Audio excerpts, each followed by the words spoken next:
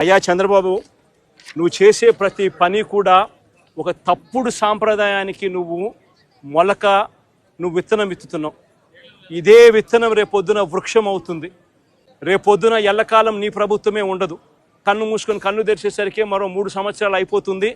3 సంవత్సరాలు అయిపోతే ఆ తర్వాత వచ్చేది మా ప్రభుత్వం. మా ప్రభుత్వం వచ్చిన తర్వాత ఇదే చంద్రబాబు నాయుడు గారి అడుగులకు మడుగులెత్తిన ఈ పోలీస్ అధికారులకు ఎవరెవరైతే అన్యాయాలు చేశారో, ఎవరెవరైతే తప్పుడు పనులు చేశారో వాళ్ళందరిది కూడా లెక్క జమా తీస్తాం. వాళ్ళందరినీ కూడా చట్టం ముందర నిలబెడతాం.